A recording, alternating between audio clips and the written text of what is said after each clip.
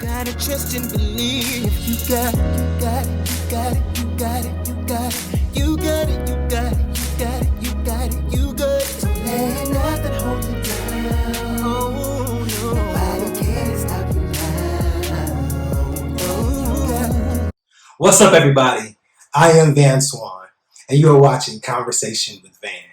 On today's episode, I get the opportunity to talk to somebody who I have known for a long time. Like middle school, like throwback. Right. Yo, she is a mother. She's an educator. She is a motivational speaker. She is a dancer. Wait till I see you. Wait till I put it on. Wait till she meets you. Why don't you put your hands together and give it up for my girl, Marshay Johnson. Hey. What's up?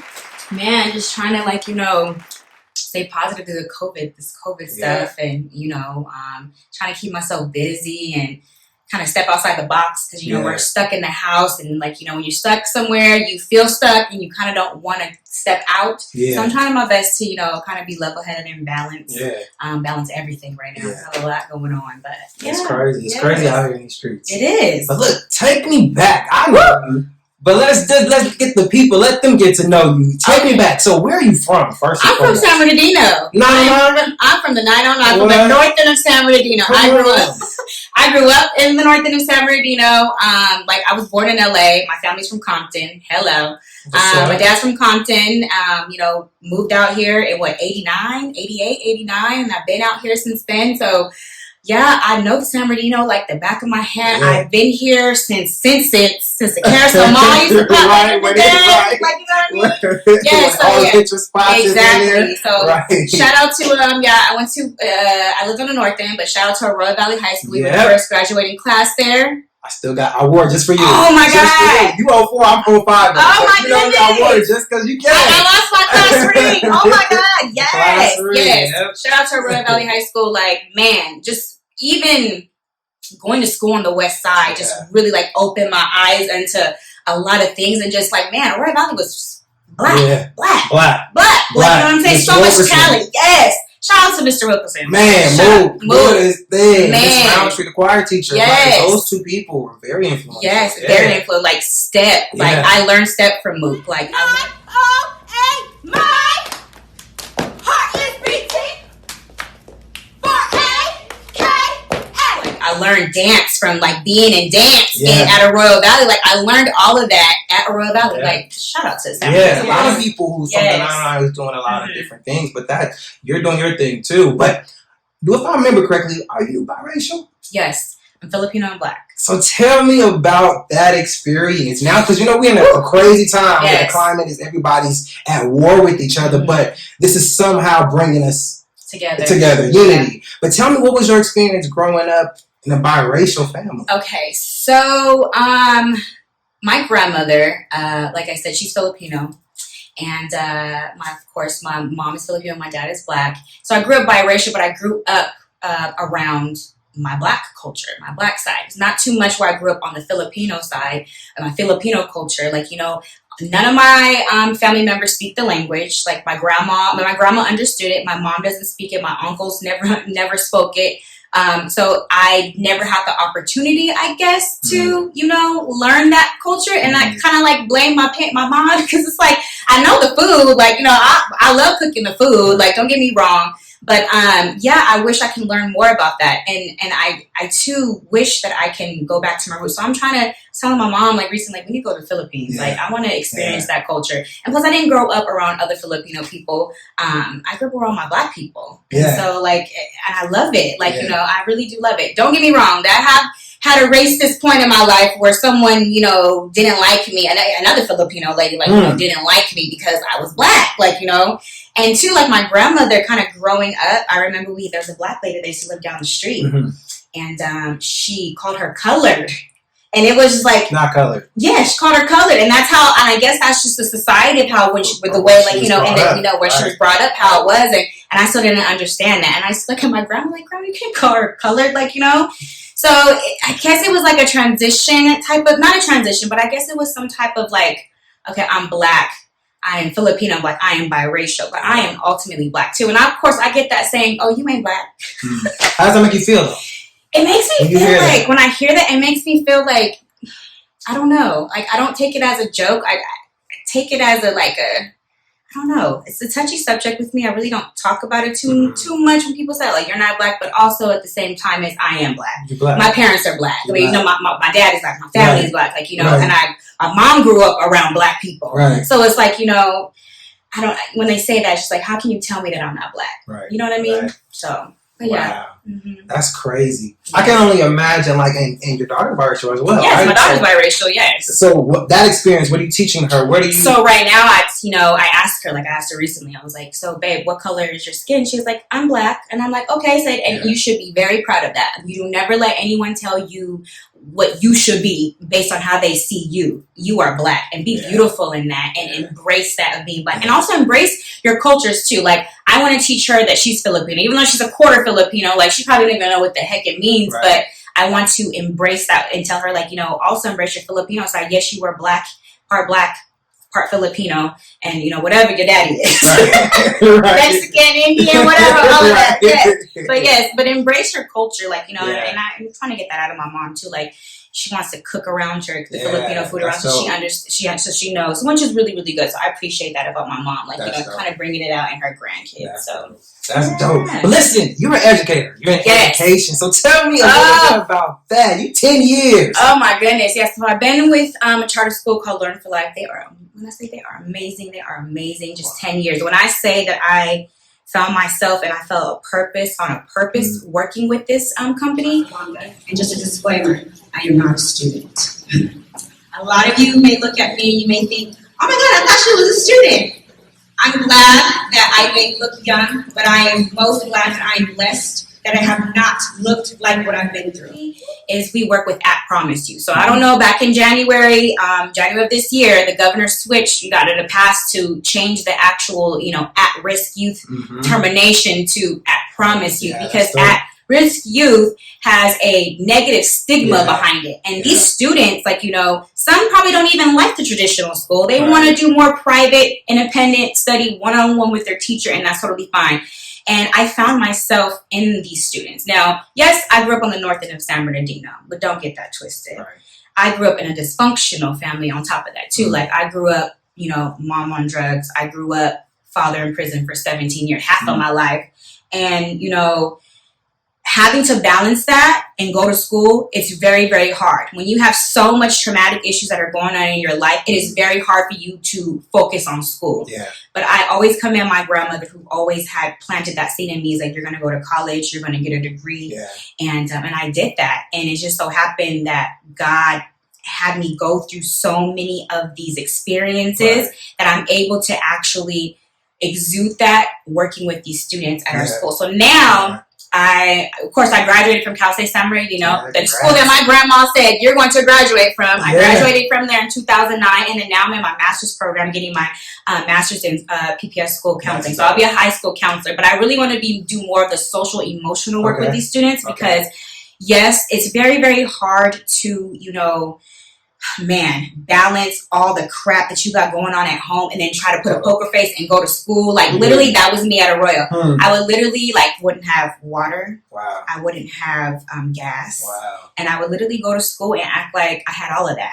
Would have never known. And no one would ever know. Wow. Yes. And then when I got to college, I had to take care of my brother. My mom went to jail. Wow. I had to take care of my brothers, my freshman and sophomore year of college. And then my brother, the eldest, you remember Katie, my oldest brother, he graduated, and then he stepped in and kind of helped. So it's like, and to see my little brother graduate from college as well too, and then my other two younger, siblings kind of follow suit. It just makes me feel like I'm so glad that we were still able to do that amidst everything that we went through. Yeah. Everything that we went through. And I say to say this is that you can do anything that you put your mind to, and minus everything that's going on. You really have to take yourself out of that element and say that this is not what I want to be. Yeah. This is where I want to go, but I know how to take myself out of here and know that this is where I want to be. Yeah. And so that's what I feel like that's my purpose. Yeah. My purpose. To tell people yes, you may be in shit right now. Yeah. Yes, you may be in turmoil right now. Yeah. But just know there's something coming. You cannot walk in that valley for too long. Right. There has to be a blessing coming out of that. Yeah. So when you were going through all that stuff, like in high school, your mom, your dad, who were the people who kept you grounded, or what was the inspirations? Like, who did you cling on to? Man, shout out to my best friend Jenny. You know, Jenny. Her grandmother took me in, because I moved out of my house at the age of 17 and moved in with her and her grandfather. Okay. And so being there, I still kept that seed that my grandma planted in me, there's something better than all of this, and I was the first to graduate from college. Wow. And I feel like that was always planted in my head, and I knew that I cannot be a product of what's going on. I don't want to be a product of drugs. I don't want to be a product of, systematic, poorness, living, living on welfare for the rest of my life. I did not want to be there because I know there's something better. I wanted to break that generational curse. Yeah. So that's where, I felt like something, and I felt God talking to me throughout that whole process. I felt God talking to me and telling me there's something way better planted in you that I'm going to show you and put you through for you to exude and show people what it does. You can get out of your mess. You can no matter what. So I think that's what it was. And also to dance.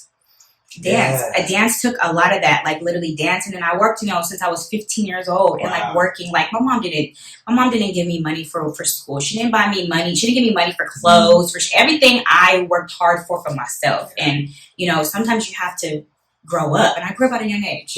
Come from Hebrews 13:5. Keep your life free from love and money, and be content with what you have. For he said, I will never leave you, nor forsake you. But you've accomplished a lot. Thank you. It makes me feel good to hear that because you've accomplished. I'm so proud. A lot of this stuff I did not know. So to hear your story and be like, man, even in the midst of you going through all that you were going through, you're still getting good grades. You're still graduating. You're still smiling and going through school. That was amazing to even hear that story. So wow, hats off for sure. For sure. But tell me about dance. Because I know you're passionate about your teaching, and you're doing a whole bunch of stuff now, which I need you to choreograph some stuff for your boy. Yes, you know what I mean? Sure, let me know. So, college, you remember Natalie, right? Mm-hmm. So, me and Natalie, I begged Natalie, so, can you just please go to Dominguez Hills with me? I don't want to go to Dominguez Hills by myself. And Natalie was because she got accepted to Cal State San Bernardino, and Dominguez Hills accepted me right off the bat, and I didn't want to go by myself. Plus, I have family in Compton because Dominguez Hills is in Carson/Compton. It's literally across the street from each other.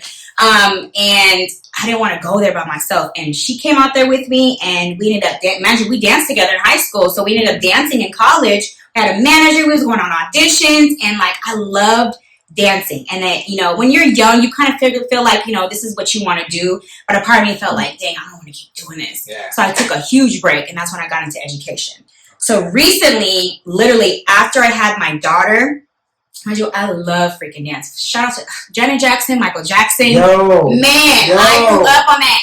Madonna, all of that. I used to grow up, I used to sit there in elementary school and watch MTV music videos all day. And that inspired me to dance. So after I had my daughter, I was like, I want to get back into dance. Okay. And so shout out to Aisha Francis, and I'm gonna say this, honey, because you are from the IE. She taught Beyonce how to dance in Hills, and she also taught me how to dance in Hills. So I found her online, on Google, and I started taking Hills classes, and she trained me. I went, faithfully was going out there, and I always was I wish some of these choreographers would come out to San Bernardino or to the IE and dance and show us so much talent. There's so many people want to dance.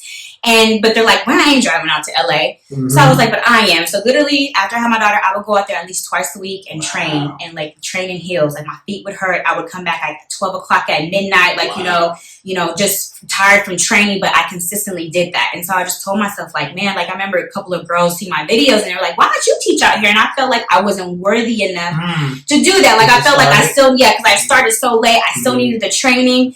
And I was just last year was F it. I was I'm just do it. And I'm just, and I told myself, why not? Why not train myself and train them at the same time? Yeah, you know what I mean?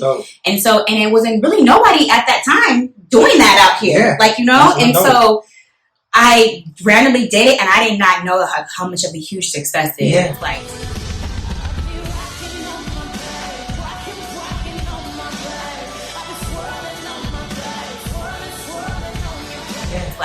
Huge success.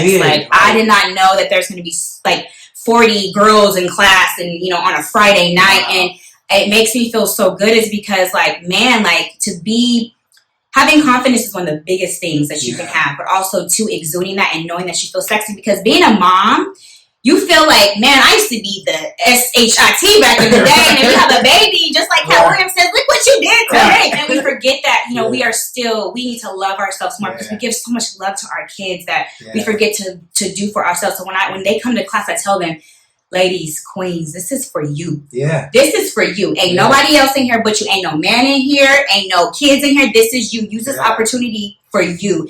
Give me sexy. Give me everything. And whoever that was at the end of the room, and you know what I'm saying, and they're there for you, give me that. Like, you know what I mean? So that's what I teach them, is have self-love for yourself, because you, as long as you love yourself, and whether if you're single or whatnot, that whoever your significant other is, or whoever you're dating, they're gonna be like, she loves herself. Where can they take the class? Man, Redlands. So let me tell you how good God is. Come on. So when I was looking for studios, I was looking like, where can I teach at? And this one studio popped up, the Schwimmers. TDC is called the Dance Studio, and the Schwimmers, if I say their name as Schwimmers, they are famous for Dancing with the Stars, for So You Think You Can Dance. Redlands. Wow. So Redlands is where I teach.